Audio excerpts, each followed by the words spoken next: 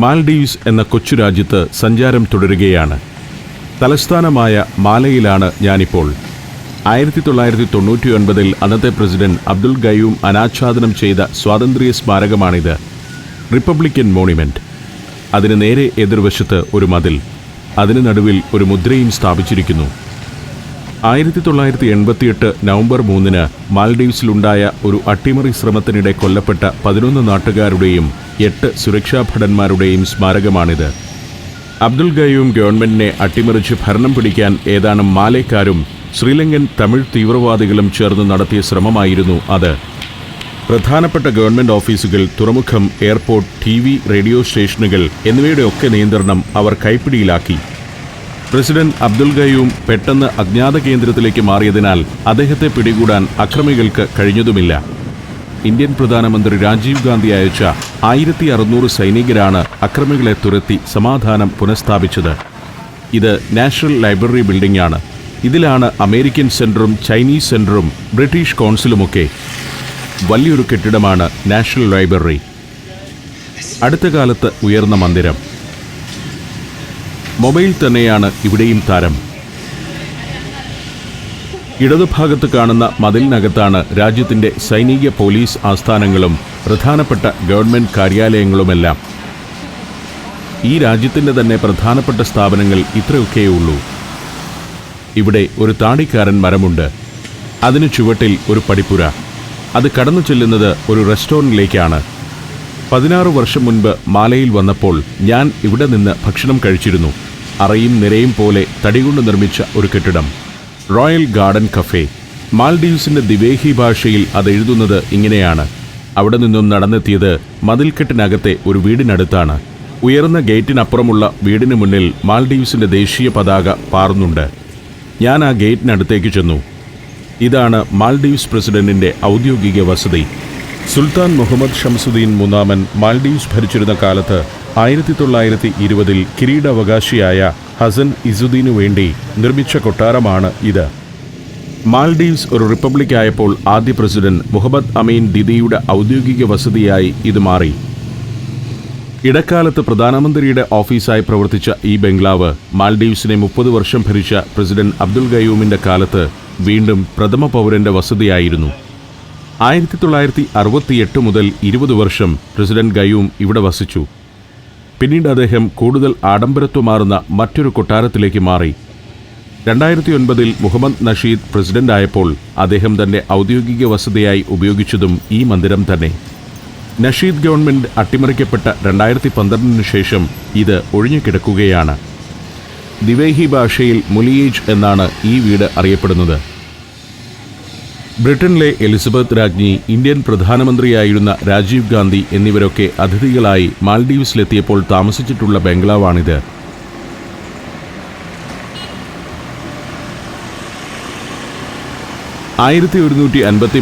മാൽഡീവ്സിൽ ഇസ്ലാം മതം കൊണ്ടുവന്ന മൊറോക്കൻ തത്വചിന്തകൻ അബ്ദുൽ ബറാക്കത്ത് യൂസഫ് അൽ ബെർബറിയുടെ കബറിടമുള്ളത് ഈ മതിൽക്കെട്ടിനകത്താണ്.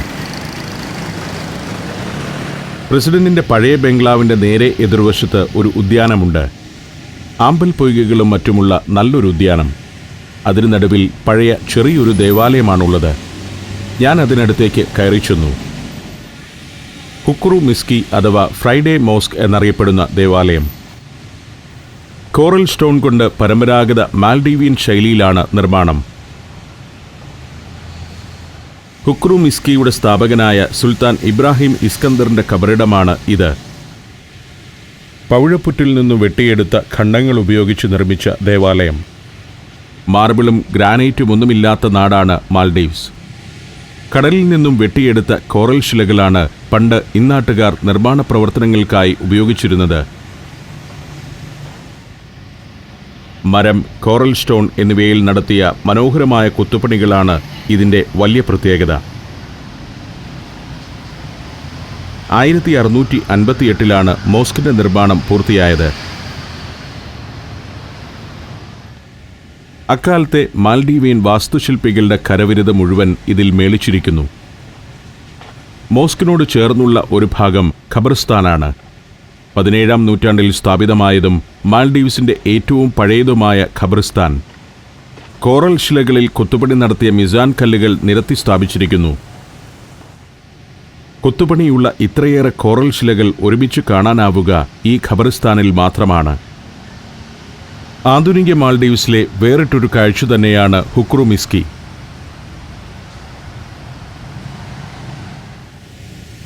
പണ്ട് തെങ്ങോല കൊണ്ടുള്ള മേൽപ്പുരയായിരുന്നു മോസ്കിനുണ്ടായിരുന്നത്. 2 നൂറ്റാണ്ടുകളോളം മാൽഡീവ്സിലെ പ്രധാന ദേവാലയമായിരുന്നു ഇത്. ഗ്രാൻഡ് ഫ്രൈഡേ മോസ്ക് ഉൾപ്പെടെ മറ്റ് നിരവധി ദേവാലയങ്ങൾ മാൽഡീവ്സിൽ ഉയർന്നതോടെ മോസ്ക് എന്നതിലുപരി ഒരു ചരിത്ര സ്മാരകമാണ് ഇന്ന് ഹുക്രു മിസ്കി. ഇസ്ലാമിൻ്റെ വരവിന് മുൻപ് ബുദ്ധിസ്റ്റ് രാജ്യമായിരുന്നു മാൽഡീവ്സ്. ഇവിടം ഭരിച്ച അവസാനത്തെ ബുദ്ധമത രാജാവ് ഇസ്ലാം മതം സ്വീകരിച്ചതോടെ രാജ്യത്തെ ജനത ഒന്നാകെ മതം മാറുകയായിരുന്നു. അക്കാലത്ത് മാൽഡീവ്സുമായി കച്ചവട ബന്ധമുണ്ടായിരുന്ന അറബികൾക്കൊപ്പം 17-ാം നൂറ്റാണ്ടിൽ സുൽത്താൻ ഇബ്രാഹിം സിക്കന്ദറും ഒരു തീർത്ഥാടനം നടത്തി. 1668-ൽ മെക്കയിൽ നിന്നും തിരിച്ചെത്തിയ ഉടനെ അദ്ദേഹത്തിൻ്റെ ഉത്തരവ് പ്രകാരം നിർമ്മിച്ചതാണ് ഇക്കാണുന്ന സിലിണ്ട്രിക്കൽ മിനാരം. അക്കാലത്ത് മെക്കയിലുണ്ടായിരുന്ന മിനാരത്തിൻ്റെ അതേ മാതൃകയിലാണ് ഇത് നിർമ്മിച്ചിരിക്കുന്നത്. മോസ്കിൻ്റെ പരിസരത്ത് ടൂറിസ്റ്റുകളും അവർക്ക് സ്ഥലം പരിചയപ്പെടുത്താനെത്തിയ ഗൈഡുകളുമൊക്കെയുണ്ട്. പല റിസോർട്ടുകളിൽ താമസിക്കുന്ന ഇവർ മാലയുടെ കാഴ്ചകളിലേക്ക് ഇറങ്ങിയിരിക്കുകയാണ്. ഒരു സംരക്ഷിത സ്മാരകം കൂടിയാണ് ഇന്ന് ഹുക്രു മിസ്കി. അതിനുള്ളിൽ കയറണമെങ്കിൽ മുൻകൂർ അനുമതി വേണമെന്ന് മുന്നിൽ ബോർഡ്. പക്ഷേ അനുമതിയൊന്നും നേടാതെ തന്നെ ടൂറിസ്റ്റുകൾ അതിനുള്ളിൽ കയറുന്നുണ്ട്.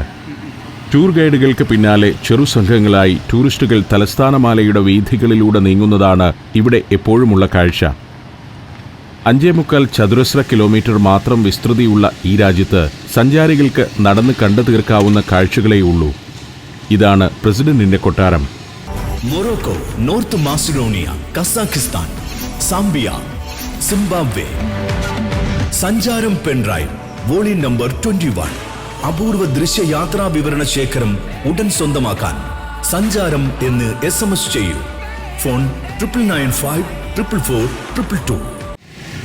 ഓരോ തെരുവുകളും പിന്നിട്ട് ഞാൻ നടത്തം തുടരുകയാണ്. കയ്യിൽ ഒരു നഗര മാപ്പുണ്ട്. അത് നോക്കി സ്ഥലങ്ങൾ മനസ്സിലാക്കിയാണ് നടത്തം. അങ്ങനെ പീപ്പിൾസ് മജ്ലിസ് എന്ന സ്ഥാപനത്തിന് മുന്നിലെത്തുന്നു. ഇതാണ് ഇവിടുത്തെ പാർലമെൻറ്റ് മന്ദിരം. മാൽഡീവ്സിൻ്റെ പാർലമെൻറ്റ് ഇത്രയൊക്കെയുള്ളൂ. ഏതാനും വർഷങ്ങൾ നീണ്ട അസ്വസ്ഥതകൾക്ക് ശേഷം മാൽഡീവ്സിൻ്റെ രാഷ്ട്രീയം ഇപ്പോൾ ഏറെക്കുറെ ശാന്തമാണ്. അബ്ദുൽ ഗയൂം എന്ന പ്രസിഡന്റിന്റെ 3 ദശകം നീണ്ട ഭരണത്തിനു ശേഷം മാൽഡീവ്സിന്റെ രാഷ്ട്രീയത്തിലേക്ക് മുഹമ്മദ് നഷീദ് എന്ന ചെറുപ്പക്കാരൻ കടന്നു വന്നിരുന്നു. 2008 മുതൽ 2012 വരെ പ്രസിഡന്റായ നഷീദിനെ നാടകീയ സംഭവങ്ങളിലൂടെ പുറത്താക്കി ഭരണം ഇപ്പോൾ വീണ്ടും ഗയൂം കുടുംബത്തിന്റെ കൈകളിലെത്തിയിരിക്കുന്നു. മാൽഡീവ്സിന്റെ രാഷ്ട്രീയത്തിൽ ഇന്ത്യക്ക് വ്യക്തമായ സ്വാധീനമുണ്ടെന്നതാണ് ശ്രദ്ധേയമായ ഒരു കാര്യം.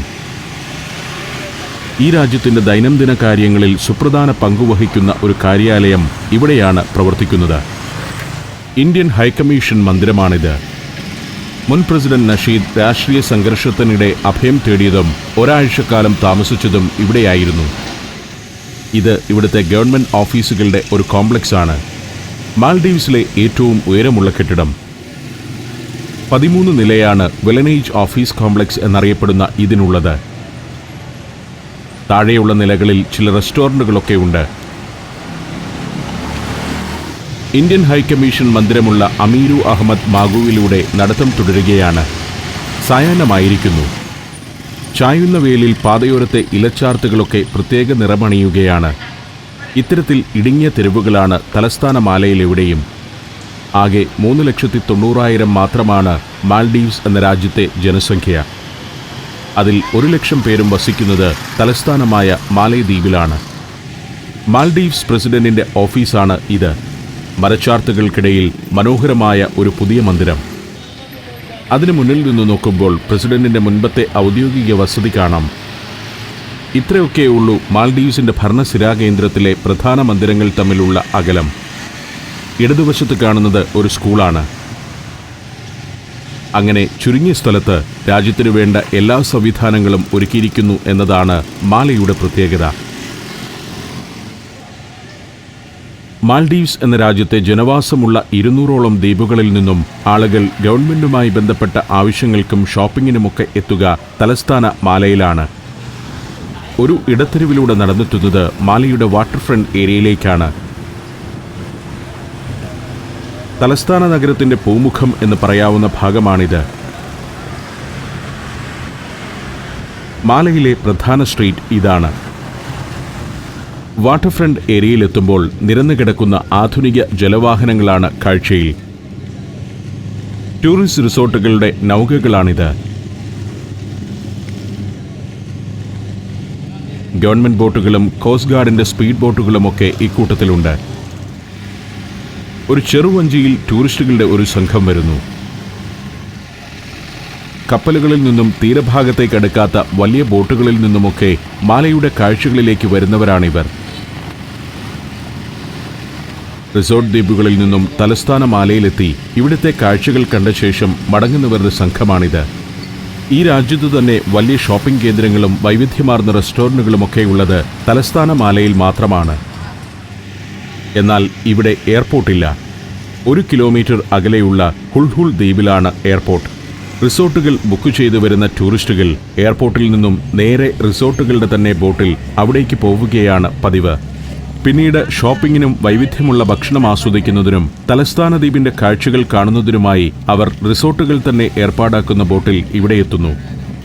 മാലയിൽ നിന്നും മണിക്കൂറുകൾ യാത്ര ചെയ്തെത്തേണ്ട ചില ദ്വീപുകളിലെ റിസോർട്ടുകളിലാവും ഈ ടൂറിസ്റ്റുകളൊക്കെ താമസിക്കുന്നത്. 1970-കൾ മുതൽ ലോകത്തിന്റെ എല്ലാ ഭാഗത്തു നിന്നും ടൂറിസ്റ്റുകൾ ഒഴുകിയെത്തുന്ന രാജ്യമാണ് മാൽഡീവ്സ്. ഫയർ ആൻഡ് റെസ്ക്യൂവിന്റെയും കോസ്റ്റ് ഗാർഡിന്റെയും ഒക്കെ ബോട്ടുകൾ തീരത്തോടടുത്ത് കിടക്കുന്നുണ്ട്. തിരതള്ളൽ ഒഴിവാക്കുന്നതിനായി കെട്ടിയിരിക്കുന്ന ചിറയിലാണ് ഇവ വിശ്രമിക്കുന്നത്.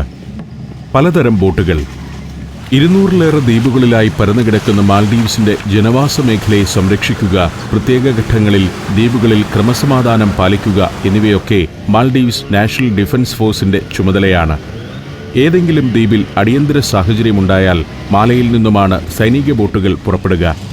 വലിയ സൈന്യമൊന്നുമുള്ള നാടല്ല മാൽഡീവ്സ്.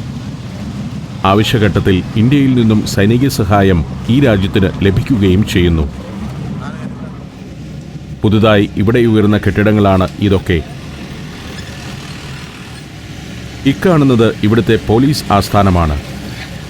അതിൻ്റെ മുൻഭാഗത്ത് ഒരു മൈതാനമുണ്ട്. വൈകുന്നേരങ്ങളിൽ കാറ്റുകൊള്ളാനും മറ്റുമായി ആളുകൾ വന്ന് നിറയുന്ന ഒരു മൈതാനം. സ്വദേശികളും വിദേശ ടൂറിസ്റ്റുകളുമൊക്കെ ഇന്നും ഇവിടെയുണ്ട്. മൺസൂൺ കാലമൊഴികെ എല്ലാ നാളുകളിലും ടൂറിസ്റ്റുകൾ വന്നു നിറയുന്ന പ്രദേശമാണിവിടം. ധാരാളം പ്രാവുകളുണ്ട് ഇവിടെ. ആളുകൾ അവയ്ക്ക് തീറ്റ നൽകുന്നതും പതിവാണ്. മാൽഡീവ്സിന്റെ സാധാരണ ജനതയെ ഇവിടെ കാണാം. വിവിധ വംശീയതകളുടെയും സംസ്കാരങ്ങളുടെയും കലർപ്പിൽ നിന്ന് രൂപപ്പെട്ടതാണ് ഇന്നത്തെ മാൽഡീവ്സിലെ ജനത. തെക്കേ ഇന്ത്യയിൽ നിന്നുള്ളവരാണ് ഇവിടെ പാർപ്പുറപ്പിച്ച ആദ്യ ജനസമൂഹമെന്നാണ് ചരിത്രം. പിന്നീട് പല കാലങ്ങളിലായി പല നാട്ടുകാർ ഇവിടേക്കെത്തി. ശ്രീലങ്കക്കാരും മലയ നാടുകളിൽ നിന്നുള്ളവരും കിഴക്കൻ ആഫ്രിക്കക്കാരും അറബികളുമൊക്കെ അക്കൂട്ടത്തിൽ ഉൾപ്പെടുന്നു. ഇസ്ലാമിക രാജ്യമാണിത്. സ്ത്രീകൾക്ക് ഉയർന്ന തോതിലുള്ള സാമൂഹിക പരിഗണനയും സ്വാതന്ത്ര്യവുമുള്ള അപൂർവം ഇസ്ലാമിക രാജ്യങ്ങളിലൊന്നാണ് ഇതെന്ന പ്രത്യേകതയുമുണ്ട്. ഇൻഡോ യൂറോപ്യൻ ഭാഷാഗോത്രത്തിൽപ്പെട്ട ദിവേഹിയാണ് ഇവിടുത്തുകാരുടെ ഭാഷ. ചുവപ്പിനുള്ളിൽ പച്ചയും അതിനു നടുവിൽ വെളുത്ത ചന്ദ്രക്കലയുമുള്ള പതാക. കൂറ്റനൊരു കൊടിമരമാണ്. താഴെയുള്ള ആളുകളുടെ വലിപ്പവുമായി ഒത്തുനോക്കിയാൽ അത് വ്യക്തമാവും. വാട്ടർ ഫ്രണ്ട് ഏരിയയിലെ പ്രൊമനേഡിലൂടെ ഞാൻ നടത്തം തുടരുകയാണ്. ഇരുഭാഗത്തും പീരങ്കികൾ കാവൽ നിൽക്കുന്ന ഒരു കെട്ടിടമുണ്ടിവിടെ. ഇതാണ് പ്രസിഡന്റിന്റെ ബോട്ട് ജെട്ടി. ആളുകൾ ഇതിനകത്ത് പ്രവേശിക്കരുതെന്നും മറ്റു ബോട്ടുകൾ ഇവിടെ അടുപ്പിക്കരുതെന്നുമാണ് നിയമം. പ്രസിഡന്റും അദ്ദേഹത്തിന്റെ അതിഥികളായി എത്തുന്ന വിദേശ പ്രതിനിധികളും കയറുന്ന ബോട്ടുകൾ മാത്രമാണ് ഇവിടെ വന്നെടുക്കുക. ജുംഹുറി ഫാലൻ എന്നറിയപ്പെടുന്ന ഈ ജെട്ടിയുടെ മുന്നിൽ ഔദ്യോഗിക പരേഡുകളും നടക്കാറുണ്ട്. 2011 നവംബർ 13 മാൽഡീവ് സന്ദർശനത്തിനെത്തിയ ഇന്ത്യൻ പ്രധാനമന്ത്രി മൻമോഹൻ സിംഗിനെ പ്രസിഡന്റ് മുഹമ്മദ് നഷീദ് ആചാരപരമായി സ്വീകരിച്ചത് ഇവിടെ വച്ചാണ്. പുരാവസ്തുക്കളായ 2 പീരങ്കികൾ ബോട്ട് ജെട്ടിയുടെ ഇരുവശവുമായി സ്ഥാപിച്ചിരിക്കുന്നു. ഡച്ചുകാരോ ബ്രിട്ടീഷുകാരോ ഇവിടെ ഉപേക്ഷിച്ചു പോയ പീരങ്കിയാവാം. പ്രസിഡന്റിന്റെ ബോട്ട് ജെട്ടി പിന്നിട്ട് വീണ്ടും നടക്കുമ്പോൾ കുറെ വലിയ ബോട്ടുകൾ നിരന്നു കിടക്കുന്നത് കാണാം. ഇത് ഫിഷിംഗ് ബോട്ടുകളുടെ പ്രദേശമാണ്. പ്രസിഡൻഷ്യൽ ജെട്ടിയുടെ കിഴക്കോട്ടുള്ള ഭാഗത്താണ് പാസഞ്ചർ ബോട്ടുകൾ അടുക്കുന്ന ബോട്ട് ജെട്ടികൾ. ഈ ഹാർബറിൽ നിന്നുമാണ് എല്ലാ ദിവസവും ഫിഷിംഗ് ബോട്ടുകൾ പുറപ്പെടുന്നത്. മീൻ കോരി വരുന്ന ബോട്ടുകൾ ഇവിടെയല്ല അടുക്കുക. മാലയിലും സമീപത്തുള്ള വിവിധ ദ്വീപുകളിലും കയറ്റുമതിക്കായി മീൻ സംസ്കരിക്കുന്ന ഫാക്ടറികളുണ്ട്. കടലിൽ നിന്നും നേരെ മീൻ ആ ഫാക്ടറികളിലേക്ക് എത്തിക്കുകയാണ് പതിവ്. അങ്ങനെ മീൻ ഇറക്കിയ ശേഷം ബോട്ടുകൾ കഴുകി വെടിപ്പാക്കി ഇവിടെ കൊണ്ടുവന്നിടുന്നു. 5 മുതൽ 10 വരെ ദിവസങ്ങളിൽ കടലിൽ തന്നെയായിരിക്കും ഈ ബോട്ടുകൾ. ആ സമയത്തേക്ക് ആവശ്യമായ സാധനങ്ങളെല്ലാം വാങ്ങിവെക്കുന്നതും ഇന്ധനം സംഭരിക്കുന്നതുമെല്ലാം ഇതിവിടെ നിർത്തിയിടുന്ന നേരത്താണ്. ഒരു കാലത്ത് മത്സ്യബന്ധനം മാത്രമായിരുന്നു മാൽഡീവ്സുകാരുടെ പ്രധാന ഉപജീവന മാർഗം. ടൂറിസം വികസിക്കുന്നതിനു മുൻപ് മത്സ്യബന്ധനവും സംസ്കരണവുമായിരുന്നു ഈ രാജ്യത്തെ പ്രധാന വ്യവസായം. മാൽഡീവ്സിനു ചുറ്റുമുള്ള സമുദ്രഭാഗത്ത് ട്യൂണ മത്സ്യത്തിന്റെ വൻ സമ്പത്താണുള്ളത്. ട്യൂണ മത്സ്യ കയറ്റുമതി ഈ രാജ്യത്തിന്റെ സാമ്പത്തിക മേഖലയെ തന്നെ നിയന്ത്രിക്കുന്ന ഘടകങ്ങളിലൊന്നാണ്.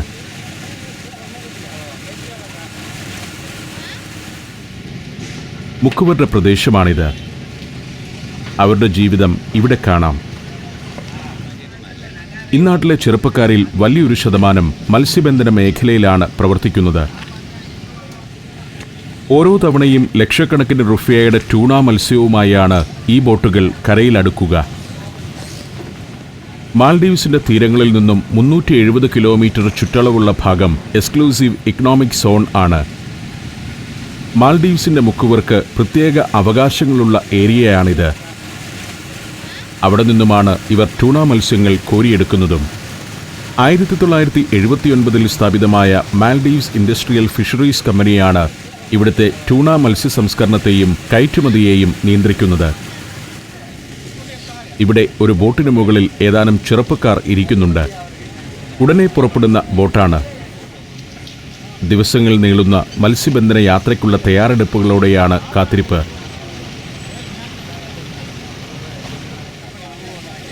ഇവരൊന്നും തലസ്ഥാനമാലയിലെ താമസക്കാരാവണമെന്നില്ല. സമൂഹത്തിൽ അല്പം ഉയർന്ന ശ്രേണിയിലുള്ളവരാണ് മാലയിൽ സ്ഥിരതാമസമാക്കിയിട്ടുള്ളത്. മത്സ്യത്തൊഴിലാളികൾ ഭൂരിഭാഗവും മറ്റു ദ്വീപുകളിലാണ് താമസം. നേരത്തെ ചെറുപ്പക്കാർ ഇരിക്കുന്നത് കണ്ട ബോട്ട് പുറപ്പെടുകയായി. താമസിയാതെ അത് പുറംകടലിലേക്ക് ഇറങ്ങുകയാണ്. ഇനി അടുത്ത ഒരാഴ്ചക്കാലമെങ്കിലും അവർ പുറംകടലിൽ തന്നെയായിരിക്കും. അത്രയും ദിവസത്തേക്കുള്ള ഇന്ധനം, ശുദ്ധജലം എന്നിവയൊക്കെ നിറച്ച ബാരലുകളാണ് അതിൽ അടുക്കി വച്ചിരിക്കുന്നത്. ഇന്ന് പുറപ്പെടാനുള്ള ബോട്ടുകൾ തന്നെയാണ് ഈ കിടക്കുന്നവയിൽ ഏറെയും. വലുതും ചെറുതുമായ ധാരാളം ബോട്ടുകൾ. ഫിഷിംഗ് ഹാർബറിനടുത്തു തന്നെ ഇവിടെ ഒരു ചന്തയുണ്ട്. ചന്തയുടെ പരിസരത്ത് ഏതു സമയത്തും ജനപ്രവാഹമാണ്. മൊബൈൽ പെട്രോൾ ബങ്കുകളായ മിനി ലോറികൾ, നിരന്നിരിക്കുന്ന അനേകം ബൈക്കുകൾ. ഇവിടെയും കാണാം ടൂറിസ്റ്റുകളെ. ടൂറിസ്റ്റുകൾക്ക് ഇവിടുത്തെ കാഴ്ചകളെല്ലാം കൗതുകമാണ്. ഫിഷിംഗ് ഹാർബർ, മാർക്കറ്റുകൾ എന്നിങ്ങനെ പലതുണ്ടല്ലോ കാഴ്ചകൾ. ഇതിനൊക്കെ കേരളീയമായ കാഴ്ചകളുമായി ചില സമാനതകളൊക്കെയുണ്ട്. എങ്കിലും പാശ്ചാത്യർക്ക് ഇതെല്ലാം വ്യത്യസ്ത അനുഭവങ്ങൾ തന്നെയാണ്. ഇതാണ് ഇവിടുത്തെ പലചരക്ക് പച്ചക്കറി ചന്ത. ഇവിടെ വിൽക്കുന്ന പച്ചക്കറികളിൽ നല്ലൊരു ഭാഗം കേരളത്തിൽ നിന്ന് വരുന്നതാണ്. കേരളം കഴിഞ്ഞാൽ ശ്രീലങ്കയിൽ നിന്നുമാണ് മാൽഡീവ്സിന് പച്ചക്കറി എത്തുന്നത്. മാർക്കറ്റിനും ഫിഷിംഗ് ഹാർബറിനും ഇടയിലുള്ള നടപ്പാതയിലൂടെ നടത്തം തുടരുകയാണ്. പരമ്പരാഗത തോണികളും വലിയ ബോട്ടുകളുമൊക്കെ ഇവിടെയുണ്ട്. ചിലത് മറ്റു ദ്വീപുകളിലേക്കുള്ള യാത്രാ ബോട്ടുകളാണ്. അങ്ങനെ ചെല്ലുമ്പോൾ ഇവിടെ ഇതാ ഒരു കാഴ്ച. അടുപ്പിച്ചിട്ട 3 ബോട്ടുകളിൽ ഉണങ്ങിയ മത്സ്യം കൂട്ടിയിട്ടിരിക്കുന്നു. ട്യൂണ വർഗത്തിലെ സ്കിപ്പ് ജാക്ക് എന്ന മത്സ്യം ചീന്തി ഉണക്കിയതാണ്. സ്കിപ്പ് ജാക്കിനെ നീളത്തിൽ മുറിച്ച് പുകയേൽപ്പിച്ച് ഇലക്ട്രിക് ഡ്രയറുകളിൽ ഉണക്കിയെടുക്കുന്നതാണിത്. മാൽഡീവ്സുകാരുടെ വിശിഷ്ടമായൊരു ഭക്ഷ്യവസ്തുവാണ് ഈ ഉണക്കമത്സ്യം. ദിവേഹി ഭാഷയിൽ കൽഹു ബിലാമസ് എന്ന് വിളിക്കുന്ന സ്കിപ്ജാക്ക് ട്യൂണയാണ് മാൽഡീവ്സിലെ മുക്കുവർ കോരുന്ന മത്സ്യത്തിൽ 70%. അത് പച്ചമത്സ്യമായും ഈ വിധം ഉണങ്ങിയും കയറ്റുമതി ചെയ്യുന്നുണ്ട്. ജപ്പാനാണ് ഉണങ്ങിയ സ്കിപ്ജാക്ക് ട്യൂണയുടെ ലോകത്തെ തന്നെ ഏറ്റവും വലിയ ഉപഭോക്താക്കൾ. പക്ഷേ ഈ നിരത്തിയിരിക്കുന്ന ഉണക്കമത്സ്യം കയറ്റുമതിക്ക് വേണ്ടിയുള്ളതല്ല. മാലയിലും മറ്റു ദ്വീപുകളിലുമൊക്കെ വിറ്റഴിക്കാനുള്ളതാണ് ഇത്. മാൽഡീവ്സുകാരെ സംബന്ധിച്ചിടത്തോളം ഭക്ഷണമേശയിൽ നിന്നും ഒഴിവാക്കാനാവാത്ത വിഭവമാണ് ഡ്രൈഡ് സ്കിപ്ജാക്ക്. ഗംഭീര രുചിയാണ് ഇതിനെന്നാണ് ഇന്നാട്ടുകാർ പറയുക. ഉണക്കമത്സ്യത്തിൻ്റെ അസുഖകരമായ രൂക്ഷഗന്ധമാണ് ഈ പരിസരത്തെങ്ങും. അതനുഭവിക്കാനെന്നോണം കുറേ ടൂറിസ്റ്റുകൾ ഇവിടെയുമുണ്ട്. ഹാർബറിൽ നിന്നും മാലയുടെ കൂടുതൽ കാഴ്ചകളിലേക്ക് ഞാൻ സഞ്ചാരം തുടരുകയാണ്.